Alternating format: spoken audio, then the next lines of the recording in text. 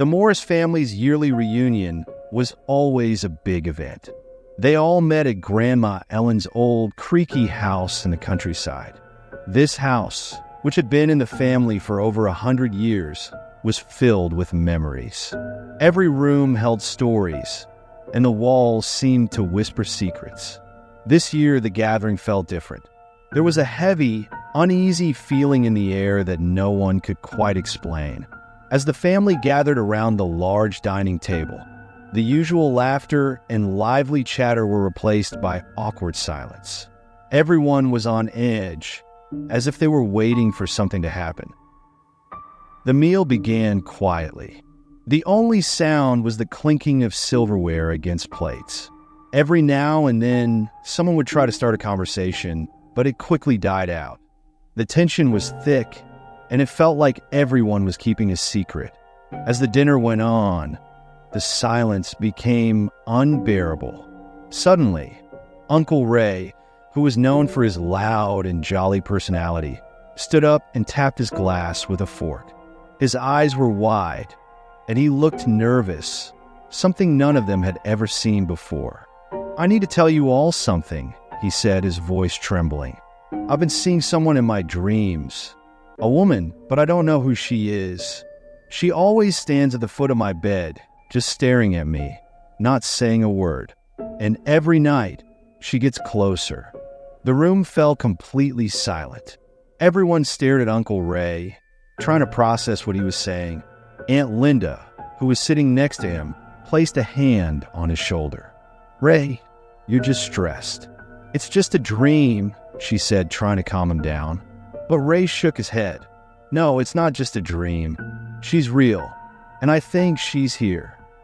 Just as he finished speaking, the lights flickered, and a cold breeze swept through the room, even though all the windows were closed. Everyone froze, fear gripping them. The air felt thick, and they could all sense it, a presence in the room. Grandma Ellen, who had been quiet the whole evening, suddenly spoke up. "She's been here before," she whispered. Everyone turned to her in shock. "When I was a little girl, I used to see her too. My mother saw her, and so did her mother. She's part of the family, a curse." The family was stunned. They had never heard this story before. Grandma Ellen continued, her voice trembling. "Every generation, she comes for someone. We don't know why, but it's always the same. She appears in dreams first, then she comes in person. And when she does, someone dies." The room was now deathly silent, and the fear was almost tangible. Uncle Ray was shaking, and Aunt Linda held onto him tightly. The rest of the family looked at each other, trying to make sense of what they were hearing. Suddenly, the lights went out completely, plunging the room into darkness. The only sound was the wind howling outside. Then, in the darkness, they heard it, a soft, almost inaudible whisper. It was a woman's voice, but they couldn't make out what she was saying. Everyone was too scared to move, their breaths held in fear. Then, just as suddenly as it had gone out, the light came back on, and everything seemed normal again. But the tension in the room was unbearable. Uncle Ray was pale, and his hands were trembling. "She's coming for me," he whispered, his voice barely audible. The family didn't know what to do. They left the house that night, each of them too scared to stay. Uncle Ray didn't speak of the woman again, but everyone knew he still saw her. And just like Grandma Ellen had said, a few months later, Uncle Ray passed away in his sleep. The cause of death was never determined, but the family knew she had come for him.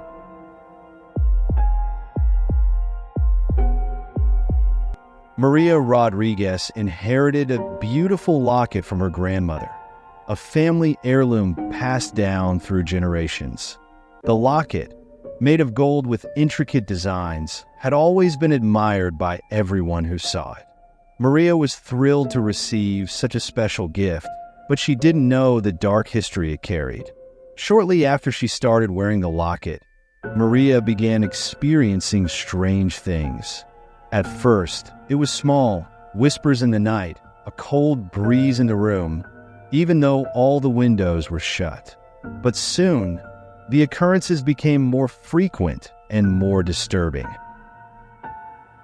One night, as Maria lay in bed, she was awoken by a strange sensation. It felt like someone was watching her. She opened her eyes and saw a shadowy figure at the foot of her bed. The figure didn't move, but Maria could feel its eyes on her. Paralyzed with fear, she couldn't scream or move. She simply stared at the figure until it disappeared. The next morning, Maria found the locket on the floor, even though she was sure she had placed it on her nightstand. As she picked it up, she felt a chill run down her spine. Something was very wrong. She decided to visit her grandmother, hoping for some explanation. Her grandmother's face turned pale when she saw the locket. "I never wanted you to have that," she said, her voice shaky. "The locket is cursed. Every woman in our family who has worn it has suffered." Maria's grandmother explained that the locket had been given to the family by a stranger many years ago.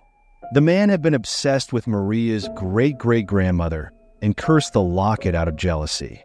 Since then, every woman who wore it experienced strange occurrences, and many had died under mysterious circumstances. Determined to break the curse, Maria decided to destroy the locket. She took it to a jeweler, but as soon as they tried to melt it down, the locket glowed with a bright, eerie light, and the entire shop was filled with whispers. The jeweler, terrified, refused to touch it again. Maria knew she couldn't keep the locket. She buried it deep in the ground, hoping that would be enough to end the curse. But even after the locket was gone, the strange occurrences didn't stop. The whispers continued, and Maria's dreams were haunted by the shadowy figure. One night, she decided to confront the curse head-on. She returned to her family's old mansion, where the locket had been kept for generations, hoping to find answers. In the mansion's basement, she found an old, dusty chest. Inside, she discovered a collection of old letters and a small, locked box. The key to the box was the locket itself. As she turned the locket to open the box, it creaked open, revealing a journal. The journal, bound in worn leather, was filled with the same strange symbols she had seen in her dreams. But as she read, the symbols shifted into words she could understand. The journal told the story of the locket's origin, a tale of betrayal, murder, and a curse placed on the family by a scorned lover. The locket wasn't a symbol of love, but of the curse, bringing misfortune to everyone who wore it. As she read the final words, the whispers grew louder, almost deafening. The darkness in the basement seemed to close in on her. Desperate to end the nightmare, Maria grabbed a hammer and struck the locket with all her strength. But instead of breaking, the locket glowed with a bright light, and the whispers erupted into a scream. The scream echoed through the mansion, waking the entire family. They rushed to the basement to find Maria unconscious on the floor, the locket still in her hand. But the locket was no longer glowing, and the whispers had stopped. Maria never spoke of what happened that night, and the locket was buried deep in the family vault, never to be worn again. The mansion, once a symbol of their family's legacy, was sold, and the Rodriguez family moved on, hoping to leave the curse behind. But some say the locket still holds the curse, waiting for the next woman to wear it.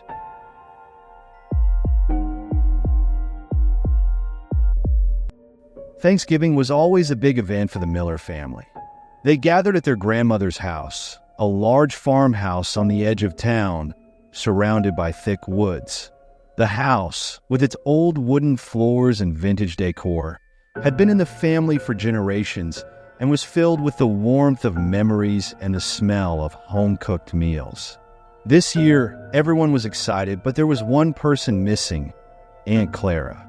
She was usually the life of the party, always late, but always bringing fun and laughter. But this year, she hadn't shown up, And as the hours passed, the family began to worry. As the evening went on, the mood at the farmhouse grew tense. The happy atmosphere was overshadowed by concern for Clara. Calls to her phone went unanswered, and no one had heard from her since she left home that morning. The family decided to wait until after dinner to call the police, hoping Clara would arrive with some wild story about why she was late. But as they sat down to eat, something strange happened. The power suddenly went out, plunging the house into darkness. The only light came from the flickering candles on the table, casting eerie shadows on the walls. Just as they were about to check the fuse box, they heard it, a soft knock at the door. Uncle John, the eldest of the family, went to answer it, hoping it was Clara. But when he opened the door, there was no one there. Only the cold wind and the sound of rustling leaves greeted him. Confused, he closed the door and returned to the table. But then the knock came again. This time, it was louder, more insistent. The family looked at each other nervously as Uncle John went back to the door. Once again, there was no one there. But this time, something was different. A chill ran down his spine as he noticed a small, wet footprint on the doorstep, even though it hadn't rained. Panic began to set in as the knocking continued, growing louder and more frantic. The family huddled together, trying to figure out what was happening. Then, without warning, the front door burst open, and a cold wind swept through the house, extinguishing the candles and plunging them into total darkness. In the pitch-black room, they heard it, a faint, ghostly whisper. "Help me!" The voice was unmistakable. It was Aunt Clara's, but the sound was coming from outside the house, from the direction of the woods. Terrified but determined to find Clara, the family grabbed flashlights and ventured into the woods. The wind howled around them as they called out her name, their voices echoing through the trees. After what felt like hours of searching, they found her. Clara was standing alone in a small clearing, her face pale and her eyes wide with fear. She was soaking wet, even though there was no water nearby, and her clothes were torn and dirty. When they asked her what had happened, Clara shook her head, unable to speak. She simply pointed back towards the house. But when they turned to look, they saw nothing unusual. The house stood as it always had, warm and inviting, with lights now flickering in the windows. They led Clara back to the house, but she remained silent, her eyes constantly darting around as if she was afraid of something they couldn't see. As they entered the house, the power suddenly returned, and everything seemed normal again. But Clara was never the same. She refused to speak of what happened that night, and she rarely left her house after that. The family never found out what she saw in the woods, but they all knew something had followed her back from those dark trees. From that night on, the Miller family avoided the woods behind the farmhouse. They never spoke of the strange events of that Thanksgiving, but they all knew the truth. Something evil was out there, waiting in the darkness. And every Thanksgiving, when the family gathered again, they always made sure to lock the doors and stay away from the woods. But even then, they couldn't shake the feeling that something was watching them, waiting for the right moment to strike.